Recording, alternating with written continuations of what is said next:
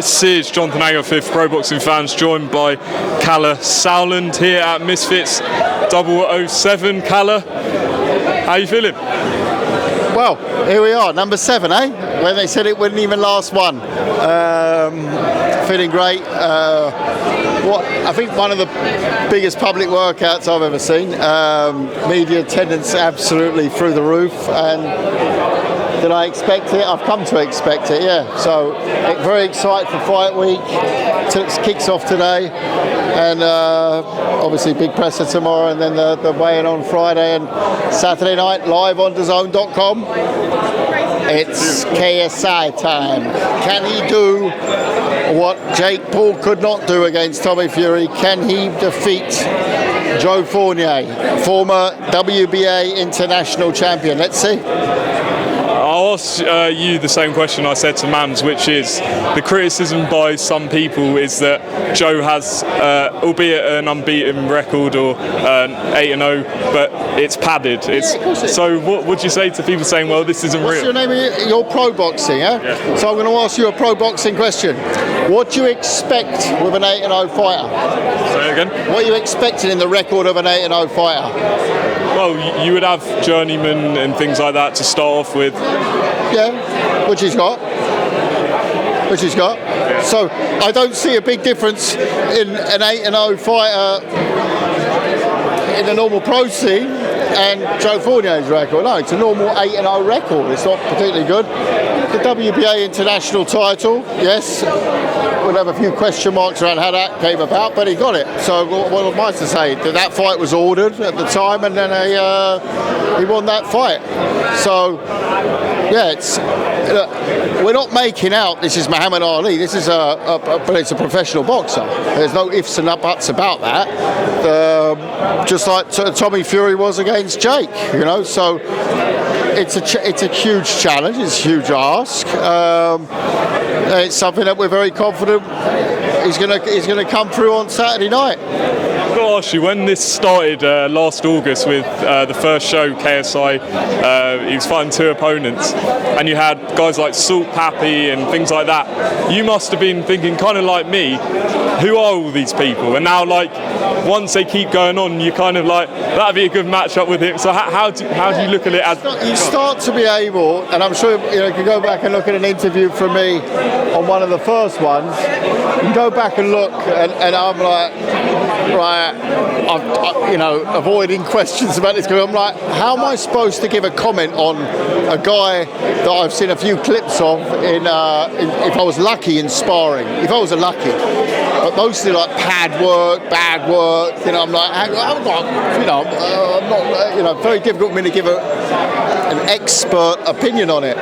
Now I can tell you about Salt Pappy, I can tell you about Taylor. I think it's a fascinating fight actually. That can be on a pro card anywhere else. And so you see the face coming back again and again, and there's always new ones as well. There's from some new females on tomorrow night or on Saturday night.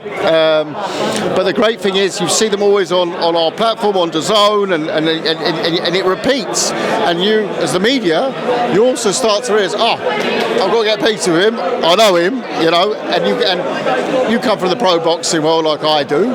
It becomes easier to follow, but it doesn't become less fun, I find. In fact, it becomes more fun because now you sort of know the characters. It's like, yeah, it's got that WWE feel to it. The first time you see me, like, whoa, what's that? And then you start watching them, and then it's certainly very, very interesting. Do you feel as well some of maybe the backlash that started with this scene has kind of gone because people have sort of bought into it?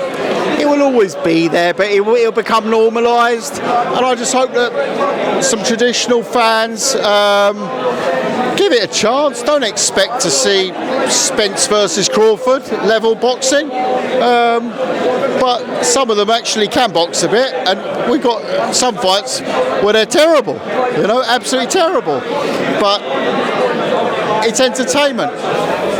And Kalle, can you just give us a quick update on all things Wasserman Boxing? What have you got coming up that you can tell us? Got a lot of big fights coming up. We'll probably announce the return of Josh Kelly next week. We've got 2 Channel 5 announcements very shortly. Don't want to give away too much there, but then we also got, of course, the big one with Eubank Jr, Mr. Smith.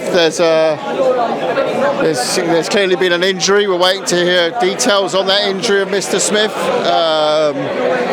Wait for a medical to come in. And yeah, that's pretty much a wrap up on that. So yeah, we're going to have, by the end of July, about another 5 fights. So very busy times.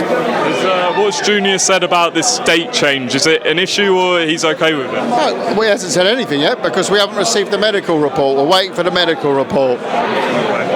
And what's the outcome of that? Is there anything that could come of that? Oh, but I mean, if they're telling us it's being moved for a medical, I'd like to see the medical. It's quite logical. Yeah. You remember when you were at school? Long time ago. I know. I went to school sometimes, and when I sometimes went to school, and I had to have a off games note, I had to come with a note. Sometimes I was lucky enough that my mum wrote the note for me, and other times I had to write it myself,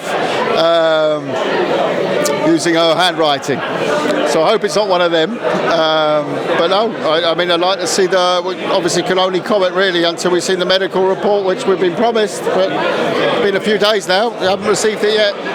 Okay, that makes sense. And I don't know if you saw his interview with Simon Jordan, where Simon was calling him a charlatan and saying he beat a carcass version of James DeGale. It's quite an old one, though. I mean, you know, I had an interview with Simon on it, and no, I get where Simon's coming from. That's Simon's job.